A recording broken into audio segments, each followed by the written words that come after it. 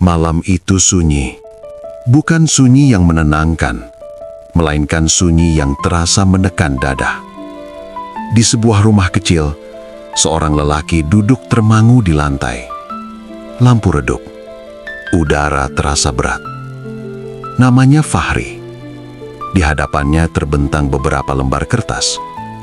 Angka-angka besar tercetak jelas. Bukan laporan keuntungan, bukan pula rencana masa depan. Itu adalah daftar utang. 1 miliar rupiah. Bagi sebagian orang, angka itu mungkin hanya statistik. Namun bagi Fahri, angka itu adalah alasan ia sulit tidur. Alasan ia sering termenung. Alasan ia takut membuka ponsel setiap pagi.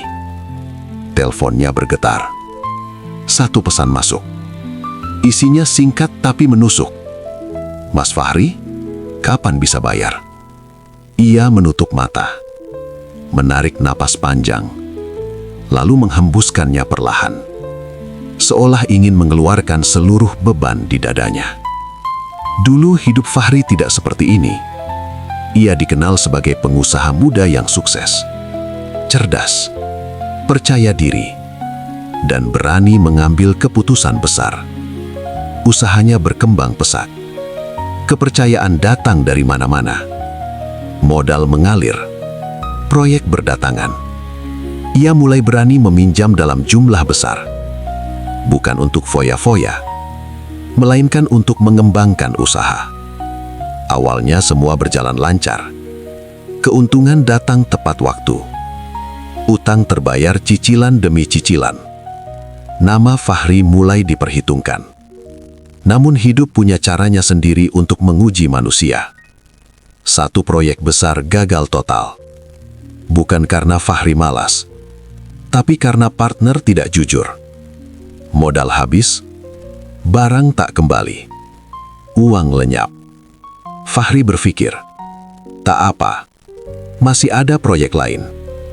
Namun musibah tidak datang sendirian. Proyek kedua tersendat, proyek ketiga dibatalkan. Lalu krisis ekonomi datang menghantam. Dalam waktu singkat, semua yang dibangun bertahun. Kalau engkau tidak menolongku, aku tidak tahu harus bagaimana lagi.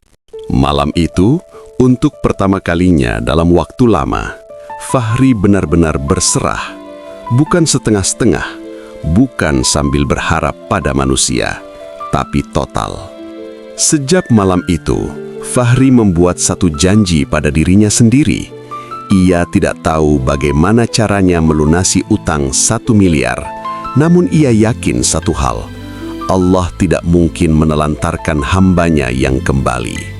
Hari-hari berikutnya, ia mulai memperbaiki hal-hal kecil. Ia menjaga sholat 5 waktu tepat waktu, bukan karena ingin cepat kaya, tapi karena ingin dekat dengan Allah. Ia memperbanyak istighfar di jalan, sambil bekerja, bahkan saat lelah. Astaghfirullah, astaghfirullah. Ia mulai bangun malam, walau hanya 2 rakaat, walau sering mengantuk, walau air mata kembali jatuh. Ia juga melakukan hal yang bagi banyak orang terasa aneh.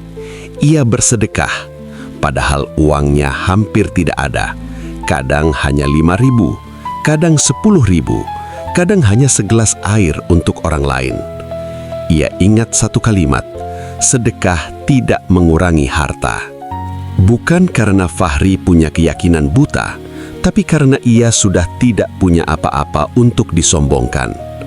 Orang-orang di sekitarnya heran, "Fahri, utangmu segitu banyak, kenapa masih sedekah?" Ia tersenyum pahit, "Karena kalau aku mengandalkan logika, aku sudah gila. Sekarang aku hanya ingin mengandalkan Allah." Perlahan Fahri mulai bekerja apa saja.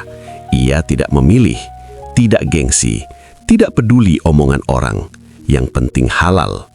Pagi mengantar barang, siang membantu usaha teman, malam belajar peluang baru dari nol. Ia tidak lagi mengejar cepat kaya. Ia hanya fokus satu hal, melunasi utang dengan jujur.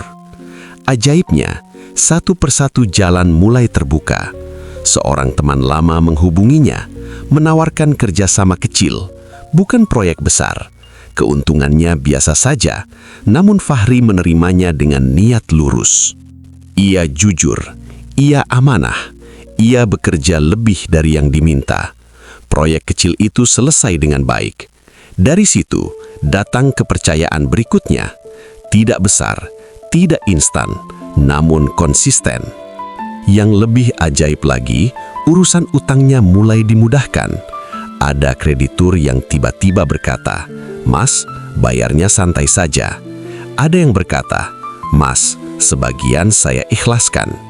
Ada yang memberi tenggat lebih panjang, padahal sebelumnya mereka sangat keras. Dalam